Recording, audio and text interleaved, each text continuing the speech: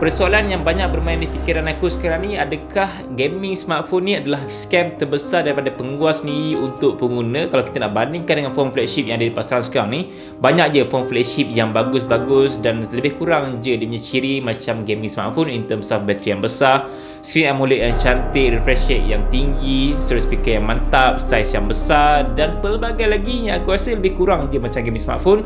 Cuma gaming smartphone ni dia ada extra features macam trigger, lampu RGB, turbo fan lah, rekaan yang lebih eksotik dan sebagainya yang membuatkan dia ada perbezaan antara phone gaming dan juga phone flagship yang biasa. Sebelum aku merungkai persoalan tu, aku akan go through terlebih dahulu antara gaming smartphone yang kita familiar untuk pasaran Malaysia terutamanya lah. So antaranya seperti Asus ROG Phone yang kita tahu kelebihan paling utama dia adalah dari segi kebesaran bateri dia sehingga 6000 mAh, dan aku rasa Asus ROG Phone saja antara gaming smartphone yang mempunyai bateri sebesar itu. Kalau kita nak bandingkan dengan gaming smartphone lain, yes, Asus ROG Phone saja dengan 6000 mAh. Kalau kita nak bandingkan dengan phone-phone biasa, flagship ke apa semua, ada je phone biasa yang mempunyai bateri sebesar itu, tapi bukannya gaming phone lah. Seterusnya adalah Lenovo Legion Phone Duel yang kita tahu keunikan paling utama dia adalah kedudukan kamera dia adalah pada bahagian tengah dan juga selfie kamera pada bahagian tepi.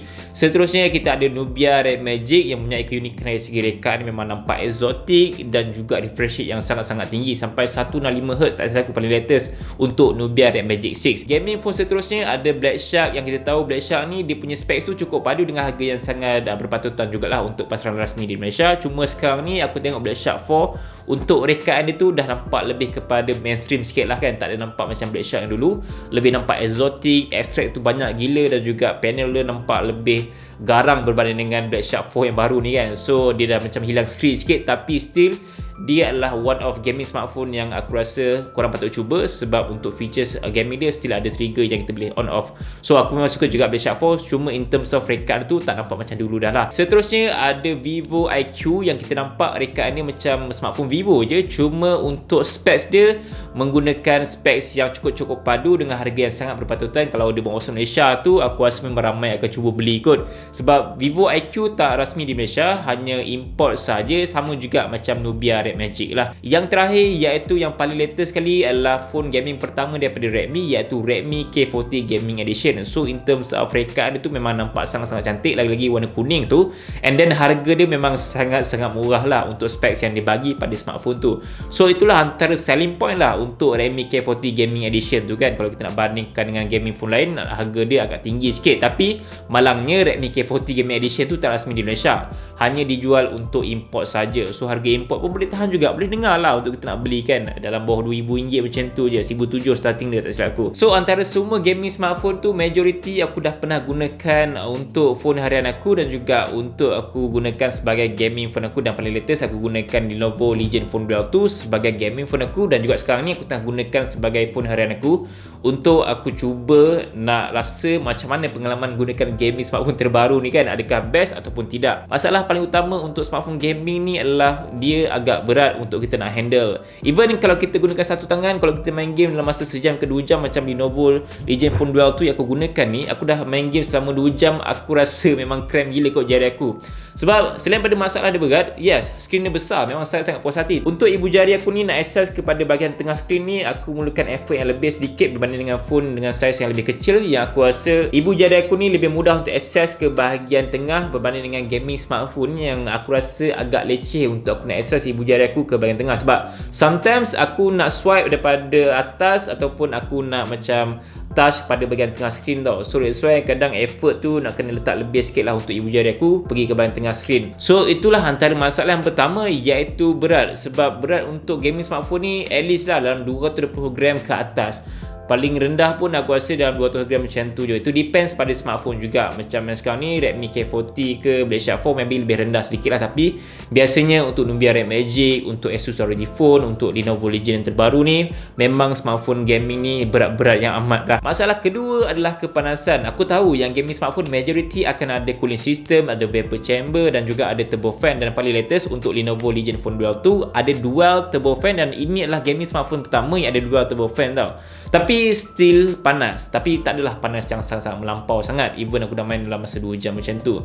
So, isu kepanasan ni bukannya baru. Aku rasa any smartphone dekat dunia sekarang ni akan mengalami kepanasan, tapi kepanasan tu sama ada memberi kesan pada prestasi ataupun tidak. Setakat ni pengalaman aku main game dekat iPhone 12 Pro, dekat Samsung Galaxy S21 Ultra, dekat Oppo Find S3 Pro dan pelbagai lagi phone flagship lain yang ada di pasaran selain pada gaming smartphone, aku merasakan yang kepanasan tu lebih kurang sama saja seperti mana yang aku alami dekat gaming smartphone yang ada turbo fan, yang ada vapor chamber dan juga ada cooling system. Even untuk Asus ROG Phone 5 pun yang aku gunakan baru-baru ni memang panas gila kot phone tu. So korang dapat imagine tak pengalaman dia macam mana? Aku merasakan yang turbo fan ni, yes, betul lah, dia macam mampu memberi kesejukan untuk elakkan overheat. Yes, benda tu bagus. Tapi persoalannya, kenapa phone flagship yang menggunakan chipset ataupun screen yang sama seperti mana yang digunakan pada gaming smartphone, kepanasan dia hampir sama je, tak ada beza yang ketara pun. So kalau nak cerita pasal cooling system ni, ada je phone-phone biasa yang menggunakan cooling system dah pada smartphone tu, tapi untuk gaming smartphone dia macam jadikan dia sebagai something yang special lah, untuk nampak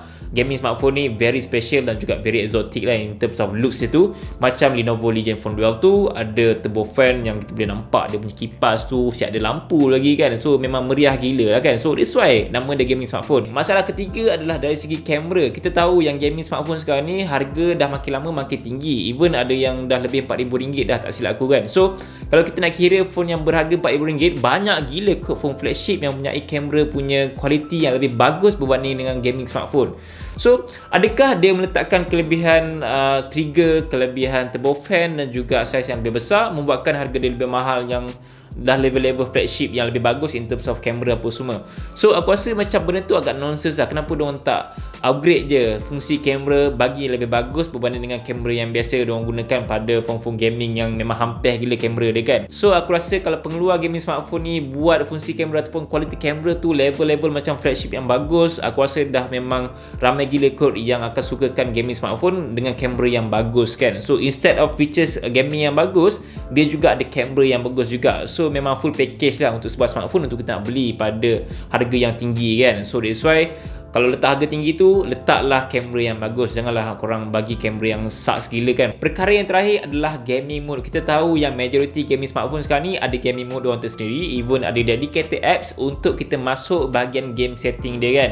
So kita boleh tengok lah pelbagai perkara kat situ in terms of dia punya FPS ke, nak setting brightness, music, kita nak buka anything kat situ, kita boleh access, just swipe saja kan. So majority gaming phone ada benda tu. Even sekarang ni aku rasa phone-phone flagship lain ataupun phone-phone biasa pun sebenarnya dah ada juga gaming mode. So kat sini aku nampak gaming mode ni bukannya satu faktor yang membuatkan dia adalah gaming phone. Sebenarnya phone biasa pun dah ada gaming mode. Aku rasa faktor yang membuatkan dia jadi sebagai gaming phone adalah ada trigger, rekatnya memang nampak dia adalah gaming, ada lampu RGB, dan aku rasa itu saja kot yang membuatkan tiga perkara ni menjadikan dia sebuah gaming phone.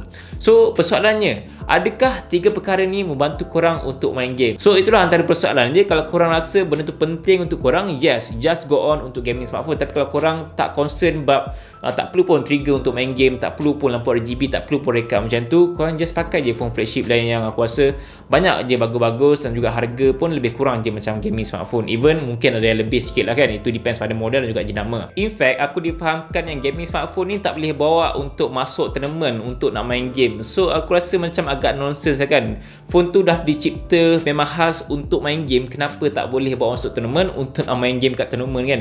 Kenapa tak semua orang yang masuk tournament tu just main gunakan gaming smartphone? Kenapa nak gunakan smartphone yang biasa? Kenapa kalau tournament gunakan PC, semua pakai PC dengan gaming rig, dengan grafik yang tinggi lah, dengan prosesor yang bagus, RAM yang tinggi apa semua, kenapa tidak untuk mobile juga? So aku rasa macam tak fair lah. Gaming smartphone tak digunakan secara meluas untuk masuk tournament. Kenapa tak semua orang main tournament tu just main guna gaming smartphone je kan, instead of biasa kan? So itulah antara persoalan-persoalan yang aku rasa macam, adakah gaming smartphone ni adalah scam terbesar untuk pengguna oleh pengeluar sendiri untuk nak melariskan dengan hanya meletakkan fungsi trigger, dengan hanya menampakkan dia nampak lebih exotic dengan rekaan yang lebih nampak gaming, ada lampu RGB apa semua. So itulah korang sendiri boleh fikir sama ada gaming smartphone ni adakah dia betul-betul boleh fully utilize untuk gaming ataupun tidak. Honestly setakat hari ni aku memang enjoy gila gunakan gaming smartphone sebagai phone gaming aku, tapi bukannya sebagai phone harian aku, sebab aku rasa phone tu berat untuk aku nak handle sebelah tangan ataupun dua tangan. So far aku tak gunakan sangat pun trigger sebab aku main Mobile Legends dan aku gunakan game yang tak gunakan trigger. Kalau korang main COD Mobile ataupun PUBG Mobile, maybe korang akan fully utilize dia punya trigger, tapi aku tak sure sama ada korang betul-betul gunakan trigger ataupun tidak. So guys, aku rasa itu saja untuk perkongsian aku mengenai adakah gaming smartphone adalah scam ataupun tidak. So korang boleh kongsikan pendapat korang dekat bawah komen mengenai persoalan yang aku cuba ajukan ni. Okay guys, insyaAllah kita bertemu lagi lain video. Assalamualaikum, bye.